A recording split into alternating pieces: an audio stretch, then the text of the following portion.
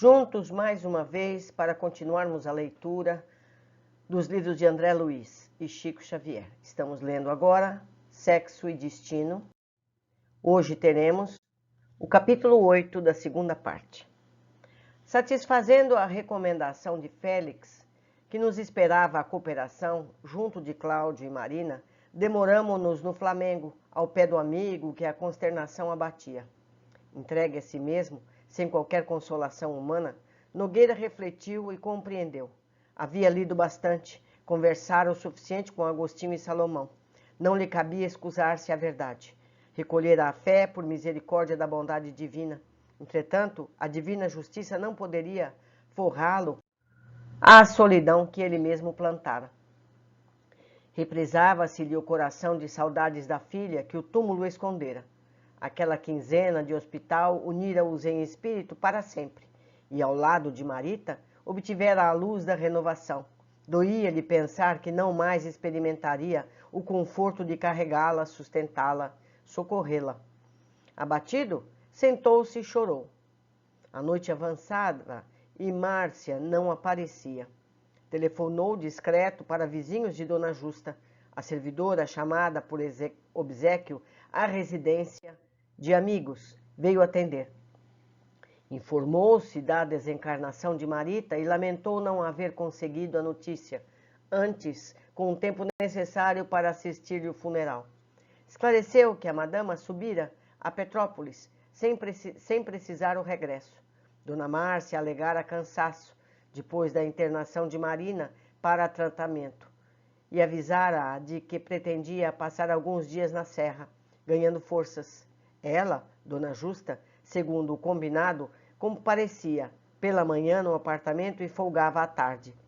Nogueira perguntou pelo estabelecimento, onde se achava a filha doente. No entanto, a servidora respondeu com sinceridade que não sabia. Dona Márcia não lhe fornecera informações. Aliás, solicitava licença para inteirá-lo sem a menor intenção de afligi-lo, de que julgava a patroa também esgotada. Parecia nervosa, enferma. Cláudio agradeceu, tomou o catálogo telefônico. Pediu infrutiferamente ligação para a conhecida casa de repouso em Santa Teresa. Seguiu procurando pelo fio, até que na sexta pesquisa encontrou o que buscava. Enfermeira prestimosa, com quem Dona Márcia deixara endereço, respondeu de uma casa de saúde, localizada em Botafogo, notificando que Marina aí se hospedava. As visitas, no entanto, mesmo para os familiares, estavam proibidas. A moça andava em crise, sob a atenção dos médicos. Mesmo na condição de progenitor, que ele fizesse a gentileza de ouvir a administração antes de procurar pessoalmente avistá-la. Cláudio recolheu-se à poltrona, a fim de pensar. Restava a casa dos Torres. Gilberto, com certeza, poderia elucidá-lo. Entretanto, a figura do rapaz assomava-lhe a imaginação, semelhante a bisturi que lhe retalhasse uma chaga mental. Rememorava a entrevista do Lido, em que lhe lacrara a boa-fé e envergonhara-se. Meditou, examinou-se sem compaixão para consigo e acabou inferindo que, se quisesse realmente apresentar personalidade nova, não lhe cabia isentar-se das consequências que as passadas faltas lhe propunham. Consolidado o raciocínio, não mais vacilou. Recorreu ao fone com escassa esperança de ouvir o rapaz, já que o relógio assinalava mais de 9 da noite, mas o moço atendeu. Não obstante acanhado, Cláudio expressou-lhe o pesar pelo falecimento da genitora, ao mesmo tempo que lhe comunicava a perda de Marita. Figurou-se-lhe Gilberto deprimido, torturado. O filho de Nemésio confessava-lhe desconhecer não só a extensão do acidente, mas também o óbito. De certo que, pelas provações da família, com a lenta agonia de Dona Beatriz e com a enfermidade de Marina, que logo se lhe seguiu, não tivessem Dona Márcia e a filha encontrado ocasião para referir-lhe a gravidade das ocorrências. Lastimava o sucedido e enviava pêsames. Prezara sempre em Marita uma irmã pelo coração. Consultado por Nogueira, explicou que Marina fora acometida por excessos de fúria. O facultativo de confiança admitira demência precoce, mas desistira da assistência, entregara o problema a psiquiatras. O diálogo prosseguiu. Antecipando justificativas, Gilberto anunciou haver assumido novas resoluções nos dias últimos, quando no encontro de ambos em Copacabana estava assim decidido a casar-se mais cedo, desposar Marina e recolher-se à tranquilidade do lar.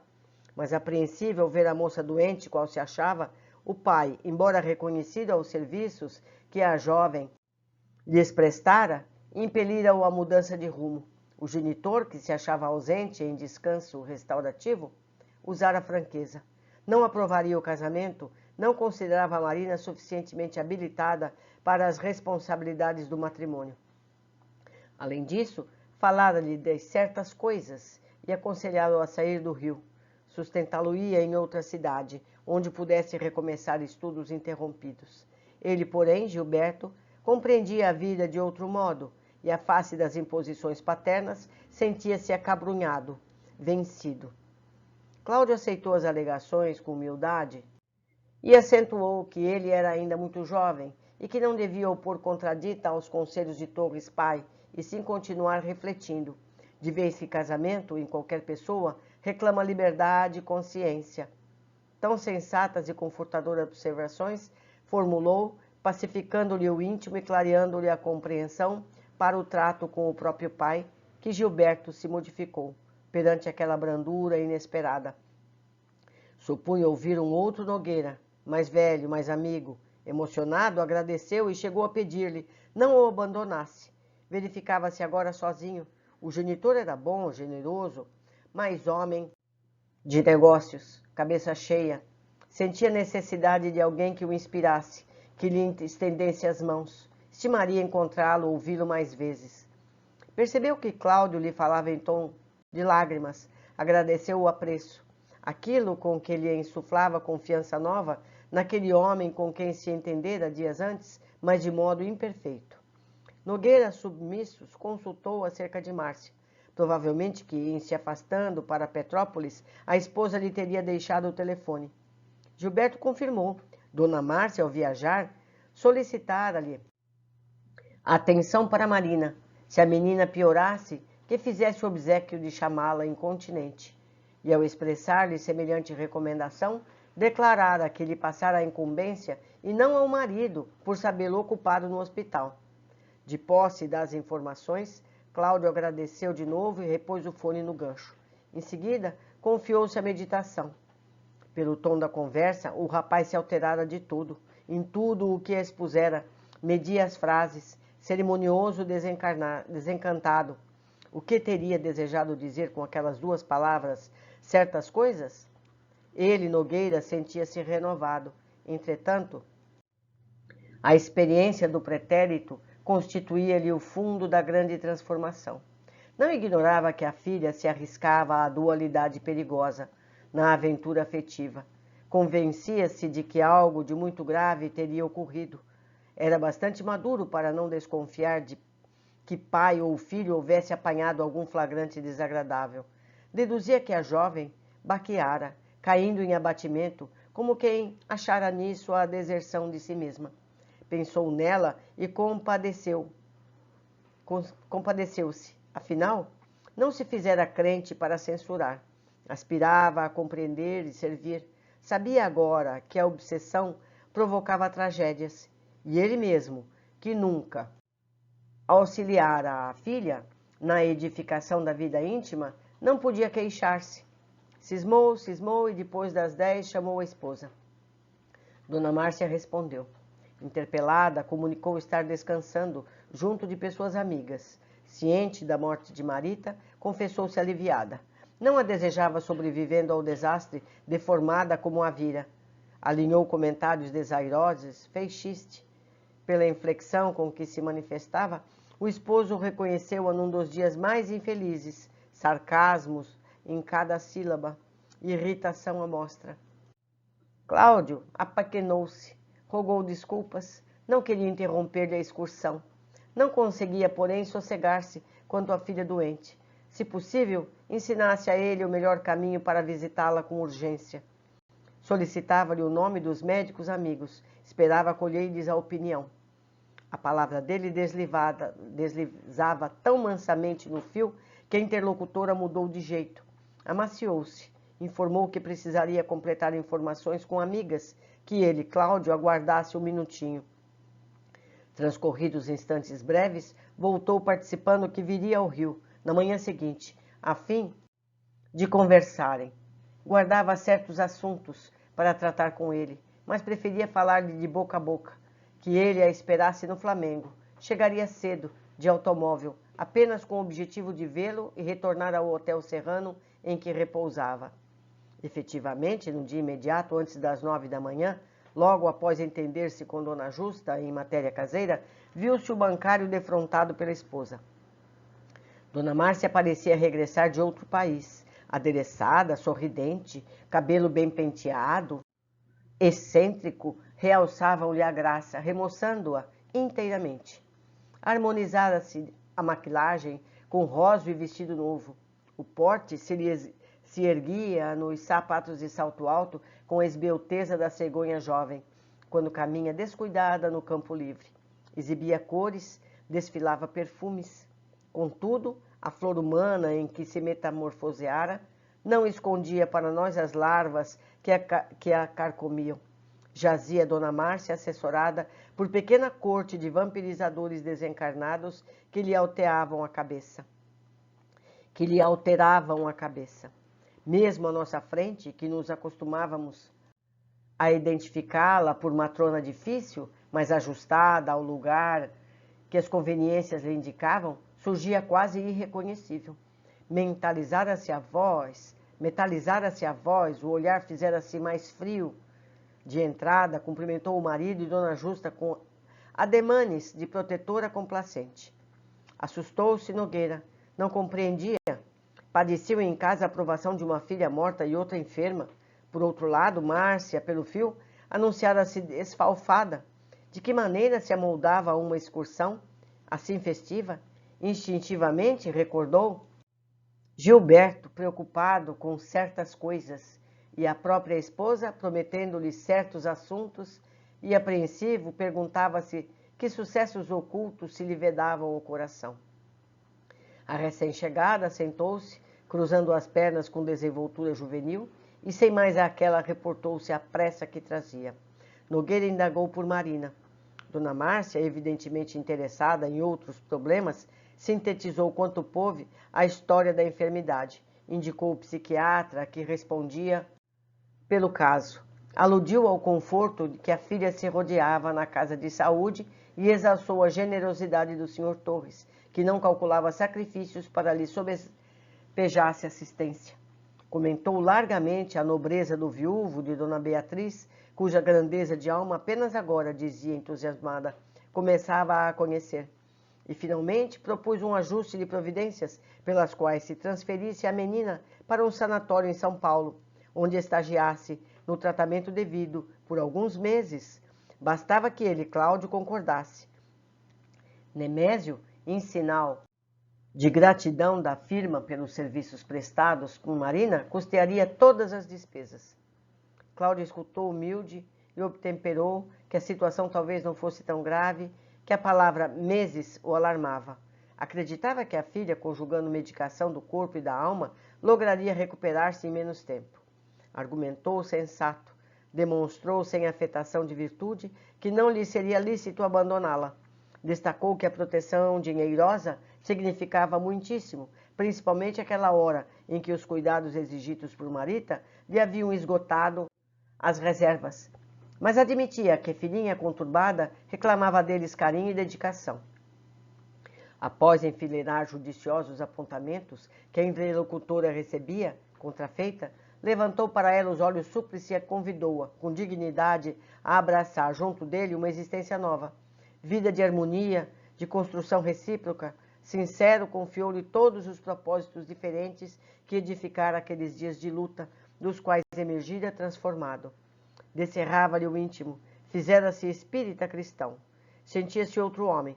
Participou-lhe que entre ele e o passado erigia-se a fé por barreira de luz. Aspirava agora à bênção do lar, à tranquilidade da família. Comprometia-se a adotar conduta reta, ser-lhe-ia companheiro leal. Não lhe constrangeria o ânimo a aceitar-lhe as ideias. No entanto, anelava mostrar-lhe quanto a amava. Disse-lhe que vinha orando desde a véspera, rogando a Jesus a inspirar-se no sentido de revelar-se a ela, abertamente, para que ela, Márcia, lhe perdoasse e o compreendesse. Concedia-lhe Deus o futuro à frente. Penitenciar-se-ia quanto aos erros cometidos, dispunha-se a testemunhar-lhe fidelidade e afeição. A senhora, porém, aprumou-se de um salto, planou as mãos na cintura numa risada de escárnio e zombeteou. Sim, senhor, o diabo, depois de velho, se fez ermitão. Sempre a mesma história. E aditou com ar de troça. Era só o que faltava. Você, espírita, eu logo vi. Juro que no hospital você já estava nessa baboseira. Aquele jeito de conversar, quando o Nemésio e eu fomos lá, aquele modo de tratar Marita. Ora, quem teria hipnotizado você dessa forma? O marido, arrancado à esperança que alentava, no sentido de se reconciliarem para uma experiência doméstica respeitável e batido na fé que principiava a entesourar, objurou francamente ofendido. Mas você conhece o Espiritismo? Márcia, obsidiada com a disposição de quem procura deixar o carreiro, trilhado desde muito para arrojar-se em outro caminho, revidou irônica. Perfeitamente, conheço sim. Quando Aracélia morreu, andei conversando nisso com amigas e acabei desistindo. Espiritismo é um movimento de pessoas querendo sentar cachorros no banco e apanhar estrelas como se fossem laranjas. Bobagem! Nós todos no mundo somos canalhas. Eu sou, você é, os outros são. Os espíritas me parecem cães querendo sentar na poltrona da falsa virtude. A asneira deles, temos que rolar é no chão mesmo. Eu não penso assim, pois se você pensa de maneira diversa, e se é verdade tudo o que você me falou, é pena que a mudança chegue tão tarde. Venho de Petrópolis justamente para dizer a você que entre nós tudo está acabado. Agora, meu velho, faça a sua vida, que eu vou me arranjar. E continuou alegando, depois de sofrer tantos anos, naquele apartamento que apelidava por minha gaiola, iria fazer o ninho certo. Esperaria tão somente as melhoras de Marina, a fim de promover o desquite. Se ele, Cláudio, não assinasse, que escolhesse rumo. Declarava-se farta, queria liberdade, sossego e distância. Nogueira escutava triste. Repunha no pensamento as instruções de Agostinho e Salomão. Lembrava Marita, reconstituía na memória os textos lidos. Sim, concluía mentalmente, aquele matrimônio destruído era obra dele. Recolhia o que semeara. Uma filha morta, uma filha doente, esposa obsessa. Seara de espinhos para quem o plantara. Fitou Márcia, aplicada ao sarcasmo, e reconheceu que ambos eram comparáveis a dois náufragos na viagem do mundo, com a diferença de que ele aceitara refúgio no salva-vidas da fé, ao passo que ela preferia mergulhar no desconhecido. Por minutos amargos, ouviu-lhe pacientemente os remoques, até que o homem antigo ressurgiu nele. Impossível aguentar tanto insulto, monologou de si para consigo. A doutrina restauradora que abraçara não se destinara a criar homens indignos. Doutrina de compreensão e benevolência, mas também de limpeza e respeitabilidade. Não se julgava habilitado a receber tanta injúria sem revolta. Indignou-se, quis reagir, esbravejar, espancá-la. Entretanto, ao querer deslocar a destra a fim de agredir, a noção de responsabilidade acordou-se-lhe de repente. Recordou o hospital, reviu na imaginação a pequena mão gelada que o saudava. Num gesto de perdão, no momento do adeus. Os dedos submissos e frios da filha desencarnada estavam nas mãos dele, relembrando-lhe que devia perdoar como tinha sido perdoado. Súbita calma lhe tomou o coração e entrou em lágrimas copiosas. Márcia divertiu-se. Destacou que não faria falta ao marido que se afeminara, tornando-se poltrão e choramingueiro. Afirmou que, mediante aquele espetáculo de covardia, estava decidida a não contar com Marina, refeita. Tomaria atitude. Nada mais tinha a ver com aquela casa. Chamou Dona Jústia e avisou com o indicador em riste que mandaria buscar todos os seus pertences para serem alojados em casa de Selma, a companheira de infância que residia na Lapa. E vociferando, colérica, estrondou a porta. atrás dos próprios passos, sem mais uma palavra para o esposo, que permanecia na sala, esmagado de sofrimento. Demorou-se Nogueira em casa, durante algumas horas, refazendo forças. À tarde, procurou Salomão em Copacabana. Consolou-se ao vê-lo, palestraram por momentos. Da própria farmácia, telefonou ao psiquiatra que a esposa nomeara. O especialista ouviu cortês. Sim, proporcionaria todas as facilidades para que se avistasse com a filha no dia seguinte. Cláudio agradeceu e, encerrando a ligeira conversação pelo fio, rogou a Salomão um minuto de entendimento em particular. Atendido, solicitou o amigo para que o auxiliasse, através da oração, em benefício da outra filha, que supunha obsidiada, relacionando o problema de modo sucinto. Salomão confortou-o. Possuía companheiros diversos, dedicados à desobsessão. A todos solicitaria socorro, junto aos benfeitores que lhe supervisionavam as tarefas no plano espiritual. A seu turno, consagrar-se-ia, no caso, imbuído da melhor confiança. Notando que o pai de Marita entremostrava o coração artesanado de angústia no semblante abatido, convidou-a ao café. E, sentados em recanto ameno, permutaram confidências, observações, projetos, esperanças. Partilhariam atividades espirituais. Seriam irmãos no trabalho, no ideal. Nogueira retornou aliviado ao Flamengo e na manhã imediata estava a postos em Botafogo. No horário marcado, ganhou o recinto a que Marina foi trazida. Afligiu-se em lhe verificando a depressão. Emagrecera, desfigurava-se. Por ora, o alheamento de si mesma. Entretanto, através dos olhos, despedia a alma incendiada de angústia. Comovi-me, não apenas ao abraçá-la, mas também ao notar Moreira rente, esmerando-se na execução do que prometera. Enquanto o amigo, que guindava a condição de enfermeiro, lhe acolhia, fraterno, a jovem leara-se ao pai numa explosão de lágrimas. Sentaram-se. A enfermeira deixou-o a sós e Marina perguntou pela mãezinha. Por que não viera? Por que a desprezava? Por quê? Por quê? Empenhou-se Nogueira em acalmá-la e fê-lo de tal modo que a menina, espantada, cobrou mais ampla lucidez. O pai dirigia-se a ela num tom que nunca ouvira. Vasculhava-lhe as fibras mais íntimas, lhe ajustando. Falou-lhe de forças imponderáveis à maioria das pessoas, reportou-se a inteligências desencarnadas que a humanizavam a criaturas em perturbação, agravando-lhe os desequilíbrios. Persuadiu-a quanto à obrigação de acatar as instruções médicas. Participou-lhe fora iniciado nos júbilos da prece, desde o acidente que lhe arrebatara Marita, de cuja desencarnação inteirou com afetuosa cautela. Transmitir-lhe-ia oportunamente as instruções que recebera de amigos acerca da reencarnação, do sofrimento reparador, da obsessão e do intercâmbio espiritual. Estudariam juntos e acrescentou piedoso, mesmo que Márcia não quisesse, que ela, Marina, aguardasse paciência, calma, inspirando confiança naqueles que a tratavam. Dissesse a ele, pai renovado pela fé, o que mais a preocupava. Achava-se ali para alentá-la, entendê-la, que se desabafasse para que ele soubesse por onde começar. Nada lhe ocultasse, nada temesse. Queria vê-lo robusta, feliz. Todas as palavras lhe escapavam da boca impregnadas de tanto carinho e clareadas por tanto amor, que ela se lhe aconchegou no peito com mais devoção, lembrando alguém que se agarrasse à inesperada raiz ao escorregar da direção da queda fatal. Perguntou ao pai se ele algum dia chegara a ouvir vozes estranhas, se já divisara vultos que ninguém percebia.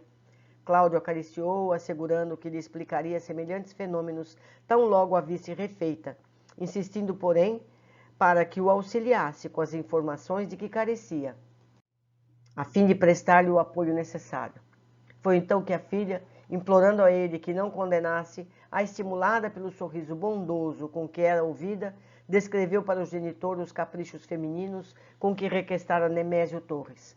Ele amadurecido, ela quase criança, contudo, ensoberbecia-se ao reconhecê-lo chefe e vassalo. A princípio, os passeios alegres, o dinheiro a rodo, os afagos recíprocos, aos quais ela se entregava muito mais pela vaidade, de impressioná-lo que por motivos de atração. Contou como Nemésio, cativo, deu para escravizá-la.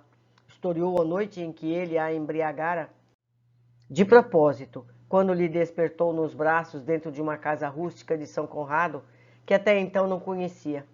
Desde essa época, se lhe fizera companheira, entrando à instância dele para o serviço de Dona Beatriz, para que a tivesse sempre à mão.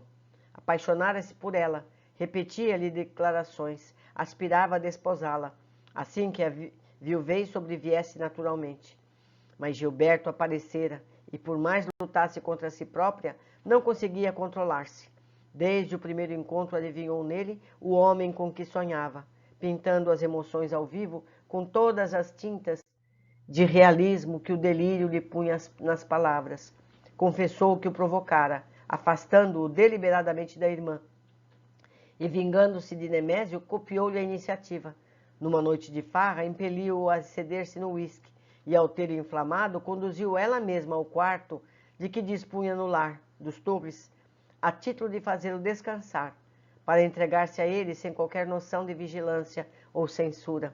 Ao acordar, induziu-o a crer-se responsável pelo futuro. Passara dessa forma a dividir-se com habilidade entre um e outro, embora conservasse, na indiferença por Nemésio, transformada em aversão. Quanto mais se comunicava com o filho, mais detestava o genitor, até que a morte de Dona Beatriz precipitara os acontecimentos.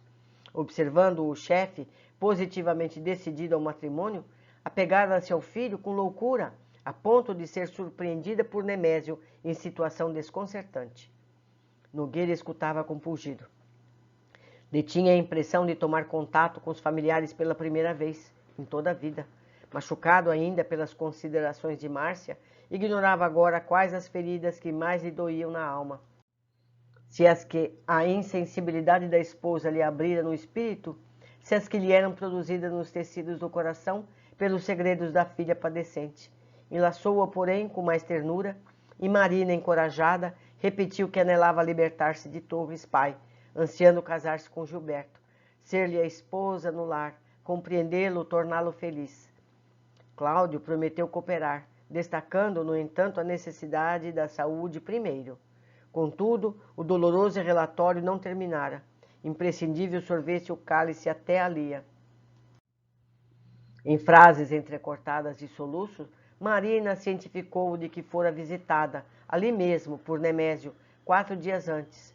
Acentuou que o chefe se prevalecera da intimidade e lhe asseverava que não accederia ao filho de modo algum, que a esperaria para as segundas núpcias e que manteria todos os compromissos formulados anteriormente, no sentido de enobrecê-la no casamento e beneficiar-lhe toda a família, se ela abandonasse o rapaz, que ele, na qualidade de pai, pretendia remover para o sul, porque respondesse claramente que não renunciaria a Gilberto, implorando-lhe perdão a que a tratasse por filha. Revoltava-se, ameaçando-a. Se o preferisse, matá-la-ia. Ela chorava, suplicava com paixão, segurando que não tinha coragem de continuar fingindo por mais tempo. Amava Gilberto, queria sarar, viver com ele e por ele. Nemésio ria, mordaz, acentuando que ela lhe pagaria a desconsideração, que jamais lhe permitiria a felicidade junto daquele filho que passara a odiar e que, para humilhá-la, assintosamente conquistara as atenções de Márcia, sem resistência, decidindo-se levá-la para Petrópolis em substituição dela mesma. Cláudio ambicionava crer que a jovem tergiversava, mas a lembrança da esposa transformada, ou melhor, transtornada, comprovava o que ouvia, e quanto a mim, recolhia de Moreira a devida confirmação.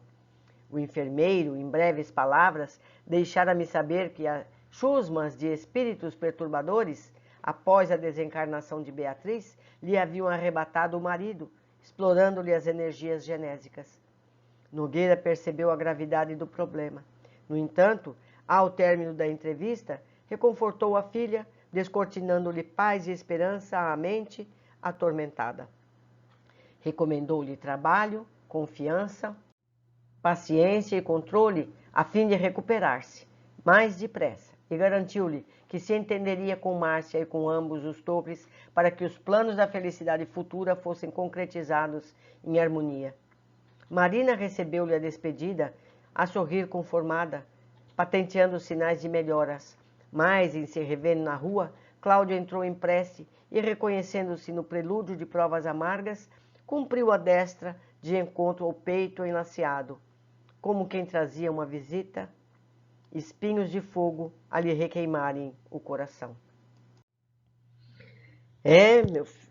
Meus amigos, os fatos vão se desenrolando. Vamos às observações. A vida faz com que as pessoas se revelem como são verdadeiramente. A encarnação tem essa função, pois sendo um estágio para provarmos o que realmente somos, ajustando nossas tendências ou repetindo erros anteriores. Cláudio precisou duros sofrimentos e parece ter aproveitado.